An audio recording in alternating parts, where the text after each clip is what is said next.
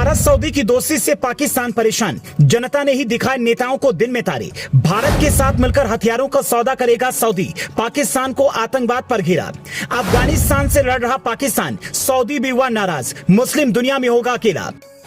भारत और सऊदी अरब की बढ़ती दोस्ती से सबसे ज्यादा परेशान पाकिस्तान हुआ है, वो मुस्लिम दुनिया में ही अकेला पड़ गया है। जिन देशों के सामने पाकिस्तान कश्मीर का रोना रोकर पैसे बटोरता था, वही देश अब भारत के साथ व्यापार कर रहे हैं। वो पीएम मोदी से गले मिलते हैं और भारत से दोस्ती को बढ़ाना चाहते हैं। सऊदी अरब हो या फिर कुवैत, सब भारत के साथ खड़े दिखते हैं। और पाकिस्तान के साथ तो अफगानिस्तान भी नहीं। अगर बात मुस्लिमों की होती है तो अफगानिस्तान से पाकिस्तान का झगड़ा क्यों है? अब पाकिस्तान की दुगदुकी और भी ज्यादा बोलने वाली है, क्योंकि भारत और सऊदी अरब अपने संयुक्त नौसैनिक अभ्यास के सफल आयोजन के बाद अब सहयोग को और ज्यादा बढ़ा रहे हैं।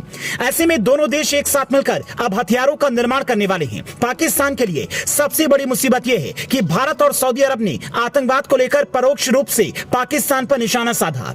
दोनों देशों ने कहा कि वे आतंकवाद के खिलाफ लड़ाई में एकजुट हैं। उन्होंने आतंकवाद और टेरर फाइनेंसिंग से निपटने के लिए सुरक्षा सहयोग बढ़ाने पर भी सहमति जताई है। दोनों देशों ने माना है कि आतंकवाद अपने सभी रूपों में मानवता के लिए गंभीर खतरा बना हुआ है और वे नस्ल, धर्म या संस्कृति के आधार पर इसे उचित ठहराने के किसी भी प्रयास को अस्वीकार करते हैं। सऊदी के क्राउन प्रिंस हिंदुस्तान आते हैं, मोदी से गले लगते हैं, G20 बैठक के बाद भी हिंदुस्तान में रुकते हैं। $100 अरब के निवेश का ऐलान होता है और 11 सितंबर को नई दिल्ली से सीधा ओमान चले जाते हैं। जबकि पाकिस्तान में इस बात की तैयारी होती है कि सऊदी के प्रिंस मोहम्मद बिन सलमान यहाँ पर आएंगे।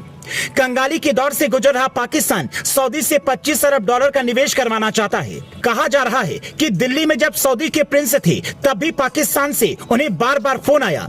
सऊदी के प्रिंस से पाकिस्तान इसलिए नहीं जाना चाहते क्योंकि वो लगातार कर्जा ही मांगता रहता है। भारत ने साफ कर दिया है कि जो पाकिस्तान का अवैध गतिविधियों में साथ देगा, हम उससे दूर रहेंगे।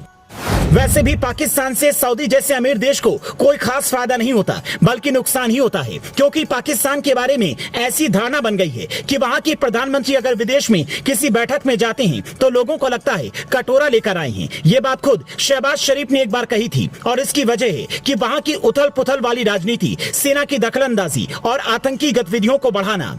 आज दुनिया के किसी भी हिस्से में आतंकी गतिविधियां बढ़ती हैं तो एक धारणा बन जाती है कि इसमें पाकिस्तान का ही हाथ होगा। सऊदी भी ये बात जानता है कि पाकिस्तान इस्लामिक देश की छवि बदनाम कर रहा है, इसीलिए हर इस्लामिक देश उससे दूरी बनाना चाह रहा है और मोदी के नजदीक आ रहे हैं, क्योंकि मोदी की हिंदुत्व वाली सियासत किसी को नुकसान नहीं पहुंचा रही। हिंदुस्तान में जितने अमन चैन से सनातनी हैं, उतने अमन चैन से अल्पसंख्यक भी हैं। यही सारे कारण पाकिस्तान को परेशान कर रहे हैं कि वो अब तक भारत में अल्पसंख्यकों के नाम पर दुनिया को बरगलाता रहा, पैसे ऐंठता रहा, लेकिन अब वो देश भी समझने लगे हैं कि इन तिलों में कितना तेल है।